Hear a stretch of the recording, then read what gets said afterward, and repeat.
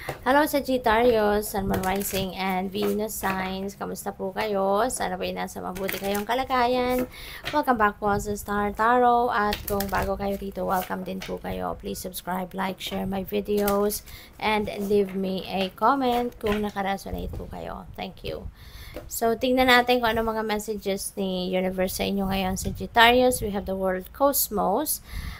This is a ending and beginning energy, you know, yung magtatapos dito, this is completion, this is achievement time, accomplishment time, kaya magiging ano kayo, masaya at matagumpay, no? Kasi you're going to succeed, no? Sa kung ano man ang mga pinag-e-effortan ninyo rito, ano man ang pinagsisikapan ninyo, yan ay mapagtatagumpayan nyo na, makakompleto mo na, it's coming to its full cycle na. Kaya, for sure, diba?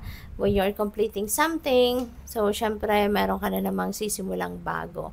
So, you're heading towards a new direction din, no? Sa ngayon. And, for sure, diba? At saka, ano pala, bago kayo magsimula, no? Sa bagong chapter na yan, savor nyo muna yung tagumpay mo para mas lalo kang ma-inspire sa mga bago mong gagawin, no? And, travel, Sagittarius, baka ang iba sa inyo is going to travel somewhere. O pwedeng mamamasyal kayo, no? Sa ibang bansa, po pwedeng mag-aaral sa ibang bansa, po pwedeng kayo ay magmamigrate na sa ibang bansa, or baka mayroong mga job opportunity, no, sa ibang bansa. So, that is possible. With the Hermit, this is the time siguro na mag-ano kayo, mag-re-evaluate kayo ng inyong sarili. This is the time also that you need to put yourself in solitude para siguro na makapag-tune in muna kayo sa sarili ninyo. You can tap into your soul, you can tap into your intuition before you start, diba? Taking action towards whatever is new opportunities na dadating na naman sa inyo bago kayo magsimula ng bagong chapter in your life.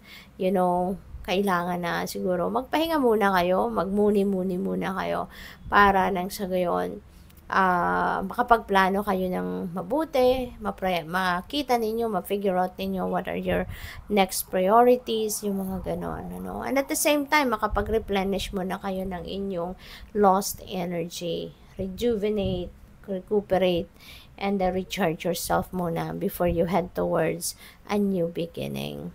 Sa Eight of Inspiration, this is definitely travel, no, Sagittarius. So, talagang iba siguro sa inyo is going to travel. Maaring yung travel na yan, booked na, matagal na, nakaschedule na, or it could be impromptu as well, no? So, depende kasi si Eight of Inspiration, meron dito mga biglaang oportunidad na dadating. Meron dito mga biglaang opportunities and possibilities that are coming your way. Kaya, kailangan handa kayo, no? You need to be ready. You need to be ready mentally, emotionally, and lalo-lalo na physically para pag dumating ang mga, na to, oportunidad na to, you can take action right away, diba? Kasi, ito yung mong klaseng mga opportunity na parang it will require you to take action right away. It will require you to talagang gawan mo ng paraan agad. Yung ganun ba? Yung pansinin mo agad, actionan mo agad, no? So, by the way, maraming salamat muna sa ating viewer na si Dre Joseph 889. Maraming salamat po for sending me super thanks. God bless you more po. At maraming salamat din sa inyo for subscribing to my channel. If you haven't subscribed yet, subscribe na po kayo. And please click the join button sa baba ng video po, no, kung gusto po ninyo na mag-member sa channel. Thank you. At sa mga hindi nag-skip ng ads, maraming salamat. Malaking bagay po yan sa akin. At sa mga cross-watchers din, maraming salamat po for being here. Thank you sa inyong lahat, sa inyong suporta. God bless you all.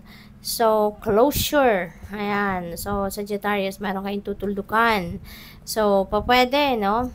Pwede na yung tutuldukan mo na to is this accomplishment. Kasi maaring yung, kunyari, long-term project yan. For the longest time, yan ang tinatrabaho ninyo, yan ang pinagpo-focusan ninyo, and now you are finishing it. 'Di ba? Tapos na, ma-accomplish mo na siya. So, that is closure there.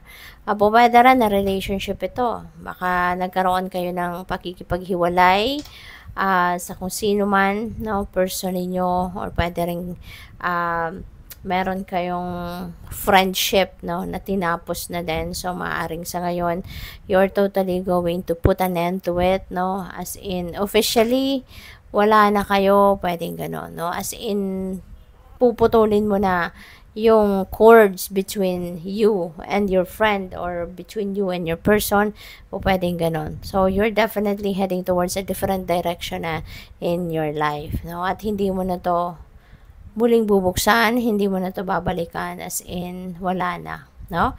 So, psychic abilities are also on point, Sagittarius. Kaya pay attention. Sorry po, excuse me.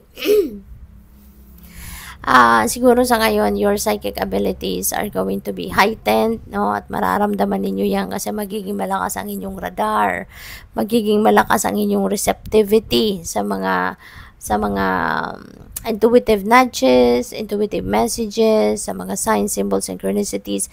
Mabilis ninyong mapipick up yan, mabilis ninyong makikita, maririnig, yung ganon, ano, yung connection ninyo, kumbaga sa highest realm, you know, will be stronger sa ngayon. Kaya alam ninyo na yung psychic abilities ninyo are heightened sa ngayon, on point.